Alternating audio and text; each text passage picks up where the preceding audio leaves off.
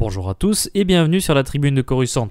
Aujourd'hui on va parler donc de Dooku Jedi Lost par Cavan Scott. Alors déjà ce qu'il faut préciser par rapport à Dooku Jedi Lost, c'est qu'il ne s'agit pas d'un roman, mais en fait d'une sorte d'audiobook, de pièce de théâtre audio si vous voulez, faite en anglais du coup, écrite par Cavan Scott et avec tout plein d'acteurs pour incarner les différents personnages, à la différence des audiobooks classiques où vous avez un narrateur qui va raconter l'histoire du début à la fin en doublant tous les personnages. Là, c'est pas le cas.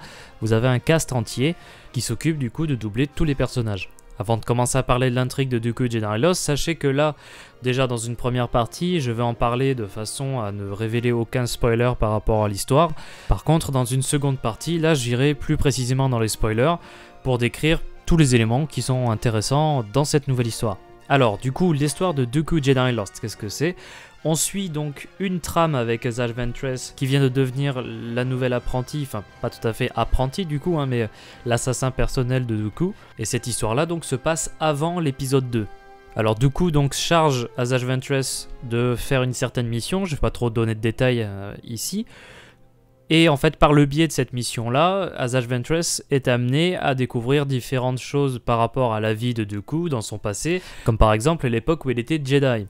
Alors évidemment du coup c'est le moyen pour voir des personnages qu'on a déjà vus ailleurs, par exemple Kynarek, le maître Jedi qui récupère Asajj Ventress, qu'on peut voir d'ailleurs dans les flashbacks dans The Clone Wars. Il y a également Sifo Dyas qu'on découvre dans l'audiobook comme étant un ami d'enfance de Dooku. Vous savez donc Sifo Dyas, celui qui avait commandé donc l'armée de clones dont on parle dans l'épisode 2. On voit également passer Qui-Gon Jinn, donc qui était l'apprenti de Dooku à une certaine époque aussi. On voit Yoda, de nombreux Jedi, et on en apprend beaucoup sur la vie passée de Dooku par rapport à sa planète natale par exemple. Alors je vais pas aller dans plus de détails par rapport à l'histoire de Dooku Jedi Lost, on va se pencher déjà sur l'auteur, donc Cavan Scott. C'est un auteur britannique qui a par exemple par le passé écrit avec Tom Hiddleston la série Aventure dans un monde rebelle. Il a scénarisé aussi beaucoup de comics Star Wars Adventures, dont la série Tales from Vader's Castle sortie en 2018, et également du coup qui fera la suite à Tales from Vader's Castle qui se nomme subtilement du coup Return to Vader's Castle en 2019. Et il a écrit aussi une nouvelle pour le recueil From a Certain Point of View qui est sorti en 2017 pour les 40 ans de l'épisode 4. Il a écrit aussi du coup Choose Your Destiny, c'est une série littéraire pour les jeunes qui du coup les laisse choisir l'issue de l'histoire au fil de la lecture.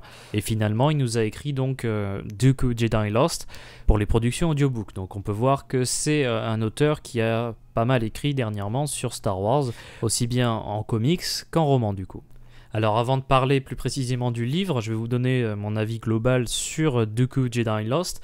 Alors c'est une production assez intéressante puisque ça nous permet quand même d'avoir beaucoup de choses, on apprend beaucoup d'éléments sur la jeunesse de Dooku qui n'est pas forcément très clair dans le canon d'ailleurs. On apprend comment il a fait pour devenir comte de Serenno, comment ça se fait qu'il ait quitté l'ordre Jedi, qu'est-ce qui l'a amené à faire ça. On apprend plus de détails également sur Serenno et sur sa famille originale. Donc là on a pas mal de background qui est ajouté par rapport à Dooku sur Jedi Lost. Alors le fait d'avoir deux trames scénaristiques en même temps, ça permet quand même de se focaliser sur Dooku évidemment, mais également sur Asajj Ventress. Alors l'histoire l'apprend au moment où elle vient juste de devenir l'apprentie de Dooku.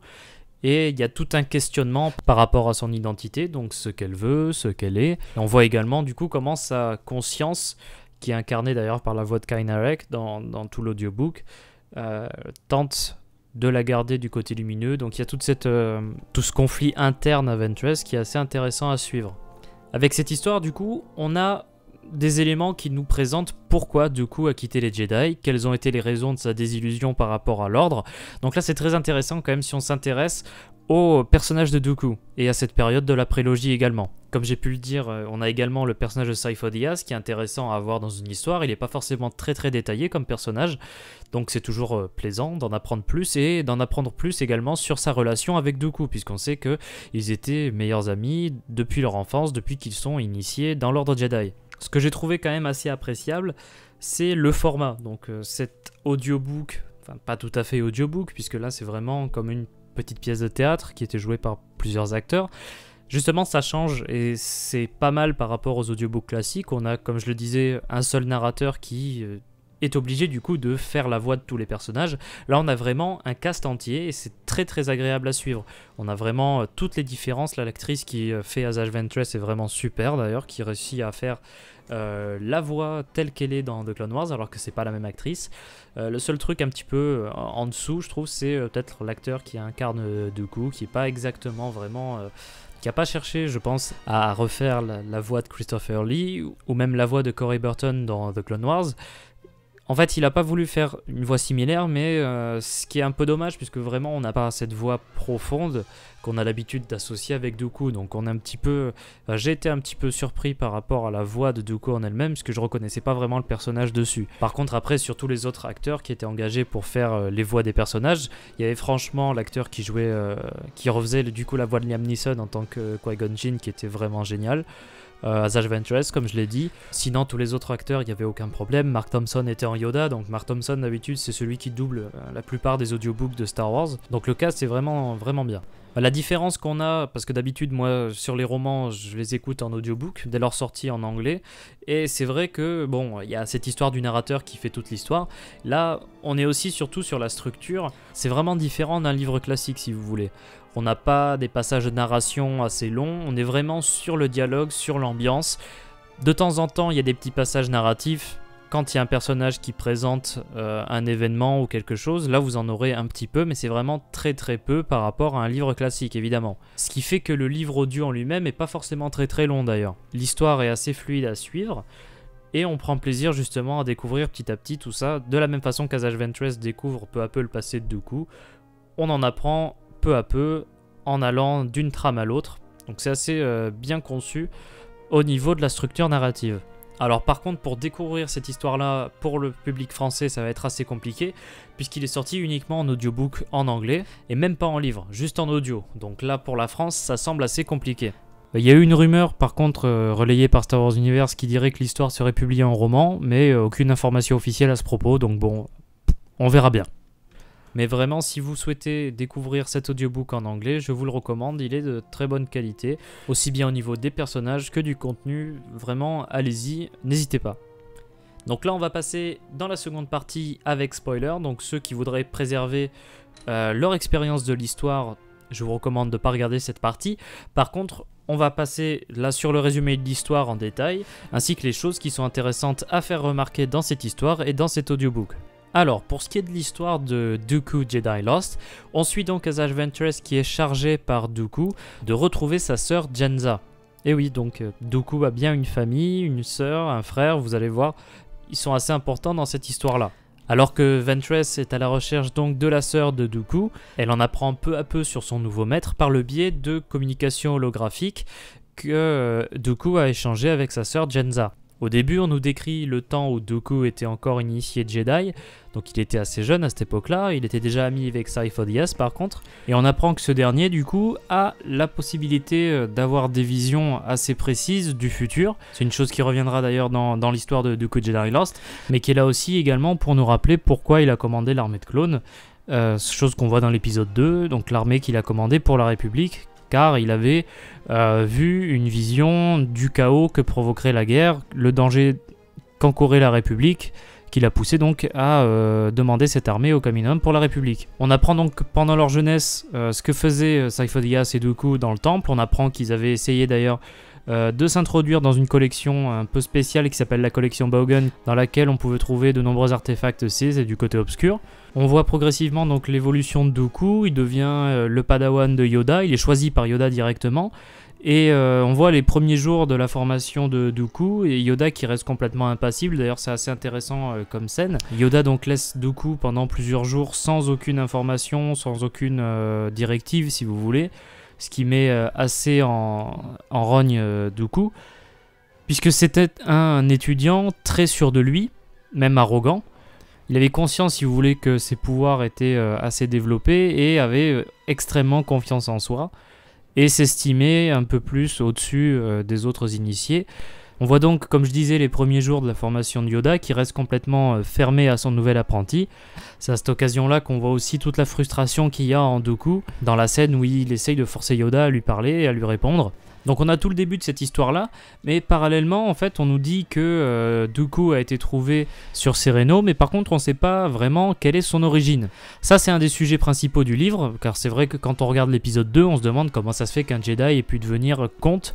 Un Jedi n'est pas censé savoir quelle est son origine, quelle est sa famille, donc recevoir un titre de noblesse comme ça, qui se transmet de façon héréditaire, c'est assez curieux quand même. C'est au cours d'une mission sur Serenno, d'ailleurs, un petit choix pas forcément très malin d'avoir amené Dooku sur une mission qui vient de son monde natal. Alors par contre, Dooku était au courant que Serenno était son monde natal. Il savait d'où il venait, par contre il connaissait pas ses origines.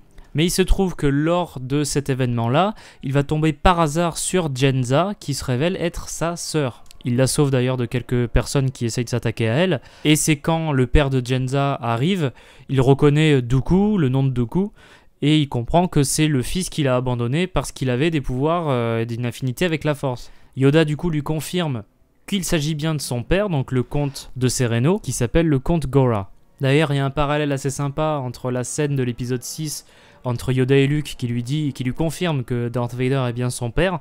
On a la même chose ici avec Yoda qui confirme à Dooku que Gora est vraiment son père. Donc pour ce jeune Jedi, c'est d'un seul coup, il apprend qu'il a une famille, qu'il a un père, qu'il a une sœur, qu'il a un frère d'ailleurs aussi, une sœur avec laquelle il va entretenir des contacts réguliers par hologramme au cours de sa formation de Jedi. Ça, c'est une chose d'ailleurs qui est totalement interdite par les Jedi, on n'a pas le droit d'être en contact avec sa famille d'origine, donc là c'est ce que fait Dooku précisément, donc ça tombe sous les interdictions de l'ordre Jedi. Alors comme je l'ai dit précédemment, Dooku devient l'apprenti de Yoda, alors que Sifo Dyas, son ami, devient le padawan de Lyn Kostana, une Jedi un petit peu spéciale. Elle est persuadée qu'il faut que l'ordre se prépare au retour des Sith, car elle est assez à la recherche, si vous voulez, d'artefacts Sith et du côté obscur, donc elle est très au courant de ce genre de choses, et elle a des pratiques Jedi qui remontent soit au début de l'ordre, soit des techniques qui sont pas forcément approuvées par l'ordre en général. Lors d'une mission avec justement Kostana et Sifo Dyas, les trois Jedi se font capturer par une sorte de culte un peu bizarre, et Dooku et Sifo Dyas reçoivent des visions du futur, et Dooku utilise des éclairs de la force, sans faire forcément exprès, pour se libérer, en même temps que les autres d'ailleurs, les autres Jedi, comme si vous voulez c'était un premier aperçu du destin de Dooku. Alors d'ailleurs ça lui fait un petit peu peur puisqu'il sait que c'est... lui il considère en tout cas que c'est un pouvoir du côté obscur, Kostana lui dit que c'est pas forcément le cas à chaque fois, mais il voit comme la possibilité de sa chute vers les ténèbres, donc ça c'est assez sympa justement de voir ce genre de foreshadowing sur le personnage. On voit d'ailleurs que Dooku est pas forcément très satisfait de la tournure des événements quant à la République et à l'ordre Jedi, vu que la République est pas forcément très efficace et corrompue, et que les Jedi deviennent peu à peu à leur service, comme s'ils dépendaient directement de la République, alors que selon lui, ils devraient pas avoir à le faire. C'est là qu'on voit les débuts de la dissension, si vous voulez, avec les sentiments de Dooku sur la République et le rôle des Jedi. Donc après, il y a toute une histoire avec le fait qu'il voulait assister aux obsèques de sa mère Anya, chose qui n'était pas forcément tolérée par l'ordre en général, mais également par Gora, le comte de Serenno. Et enfin, ce dernier, donc, il finit par mourir. Alors, ce qui se passe par contre sur la planète, c'est qu'il y a beaucoup de soucis entre la population, le comte qui se distancie de plus en plus de la population de Serenno, qui utilise que des droïdes d'ailleurs pour sa sécurité personnelle, qui fait mine de ne pas entendre les revendications du peuple, ce qui cause du coup une grande instabilité sur la planète. Donc comme j'ai dit, Gora va finir par mourir et c'est son fils, donc Remil, qui va reprendre le titre de comte de Serenno. Alors les problèmes sur la planète vont se poursuivre, ce qui va pousser Dooku à demander l'intervention de la République, mais la République ne veut pas intervenir puisque Serenno s'est distancié de la République et cette planète n'est pas assez intéressante selon eux pour qu'il y ait une intervention de la part de la République. Alors ça va pas aider Dooku dans son idée, enfin l'idée qu'il se fait de la République actuellement, et décide d'intervenir lui-même, donc avec quelques Jedi, il y va, et il parvient donc à renverser son frère Remil, et décision inattendue de la part des Jedi, il décide non pas de laisser sa sœur gouverner à sa place, puisque c'est elle qui devrait succéder si jamais il prend pas le titre de comte, mais c'est donc lui qui décide de reprendre le titre de comte de Serenno, de quitter les Jedi, et il devient du coup le 20e des égarés, donc les Jedi qui ont quitté l'ordre. Alors la finalité de la trame présente avec Asajj Ventress, c'est qu'au final, Dooku l'avait chargé de retrouver sa sœur Jenza, et qu'au final, eh bien, c'était pas pour juste la retrouver, mais pour l'assassiner. Alors son objectif, c'était de couper les ponts avec son passé, puisqu'il n'y a que sa sœur qui reste de sa famille, son père, son frère, ils sont décédés. Donc c'est en faisant assassiner donc sa sœur Jenza qu'il arrive à couper court complètement avec sa famille, et Asajj Ventress se rend compte d'à quel point Dooku est versé dans le côté obscur. Donc avec l'histoire de cet audiobook, on a parfaitement du début à la fin la transition entre Dooku Jedi jusqu'à ce qu'il devienne comte de Serenno. On sait exactement comment ça se passe. Et on a également tout ce qui se passe sur le début de l'apprentissage de Asajj Ventress avec Dooku. Donc là, ça comble pas mal de vides par rapport à cette histoire-là, l'histoire des deux personnages, donc Dooku et Ventress dans le canon, ce qui est assez appréciable quand même. Alors au cours de l'histoire, on a pas mal de petites références et de petits trucs cachés. Il y a par exemple le fait que Asajj Ventress se soit fait recruter dans une arène sur Ratatak, qui est une référence directe à la série animée donc, de 2003 qui s'appelait Clone Wars. Donc on voyait dedans Asajj Ventress combattre de nombreux opposants sur Ratatak, et c'est suite à un combat comme cela que Dooku l'a recruté. Donc là c'est exactement la même chose dans Dooku Jedi Lost, on apprend ça. Dooku l'a recruté juste après l'avoir vu en combat sur Ratatak. On voit au cours de l'histoire le premier padawan de Dooku, donc il n'est pas Qui-Gon Jinn, il a eu un padawan avant, et ce padawan s'appelait Rael Averross. Donc c'est un personnage qui est déjà apparu dans d'autres œuvres, puisqu'on l'a vu dans le roman Master and Apprentice par Claudia Gray. Comme on en apprend pas mal sur la famille de Dooku, on sait que Dooku c'est le seul nom qu'il possède, puisqu'en fait sur Serenno, les personnes n'ont qu'un seul nom. Par exemple on a Jenza, Gora, mais par contre le truc c'est que sa famille ça s'appelle la House Serenno, donc la maison Serenno, la famille, et on apprend que cette famille a une histoire assez longue et a défendu la planète Serenno contre les Sith il y a très longtemps, alors qu'ils étaient auparavant sur l'emprise des Sith. Donc la famille Serenno est tellement importante que c'est eux qui ont donné le nom à la planète Serenno. Alors d'après ce que savent les Jedi sur leur propre histoire, ils disent que le premier temple Jedi est celui d'Ossus. Donc Ossus, on l'avait vu pas mal de fois dans l'univers Légende, c'était un des plus anciens temples Jedi qui existent. On peut supposer qu'ils ont oublié l'existence d'Acto, c'est tellement ancien peut-être qu'ils ont oublié l'existence de ce tout premier temple Jedi. Alors, on revoit aussi pas mal de personnages qu'on a déjà vus, donc Kyna Rek, Terra Sinube, alors qu'il était plus jeune et qu'il faisait partie du conseil Jedi. On a pas mal de personnages qu'on revoit donc dans cette histoire. Donc globalement, ça m'a plutôt plu de découvrir l'histoire de ce Dooku Jedi Lost, donc qui est, encore une fois, je le répète, un format assez particulier pour Star Wars, puisque là, on est, comme je l'ai dit tout à l'heure, en présence d'un simple audiobook, entre guillemets, qui est plutôt une pièce de théâtre jouée par différents acteurs. Donc là, vraiment, ce côté-là est vraiment très appréciable, comme je l'ai dit dans la partie sans spoilers. Par contre, il y a 2-3 voix que j'ai trouvées un peu en dessous, surtout celle de Dooku, c'est dommage d'ailleurs, puisque quand même, c'est le sujet principal du livre. Par contre, ce qui est des autres talents au niveau de la voix, aucun souci. L'histoire est quand même assez prenante et on a plaisir à la suivre. Elle est un petit peu plus courte que les romans classiques, mais elle couvre bien l'histoire de Dooku du moment où il est Jedi jusqu'à ce qu'il devienne comte de Serenno. Et également, on a la trame avec Asajj Ventress qui nous apprend comment est Dooku avec elle, comment a débuté son apprentissage avec Dooku. Bon, pour ceux qui seraient intéressés pour découvrir cette histoire-là, je vous encourage à le faire. Pour le moment, il ne s'agit que d'un audiobook. On n'a pas encore d'autres formats, même s'il y a eu une rumeur d'une sortie papier en anglais déjà. Donc s'il y a une sortie papier en anglais déjà, peut-être qu'on aura droit à une traduction en français. Par contre, un audiobook, ça risque très difficilement d'arriver en France. Donc voilà, c'était tout pour Dooku Jedi Lost. Ça m'a assez plu et j'ai trouvé cette histoire assez sympa à suivre. Alors merci à tous d'avoir regardé ce premier review, ce nouveau format qui va me permettre de parler de romans, de comics et tout ce genre de publications. J'espère que ça vous a plu. Si c'est le cas, n'hésitez pas à laisser un pouce bleu, à partager la vidéo, à commenter. N'hésitez pas à vous abonner si vous ne voulez pas rater les prochaines vidéos de la Tribune de Coruscant. Merci à tous encore une fois, à bientôt et que la force soit avec vous.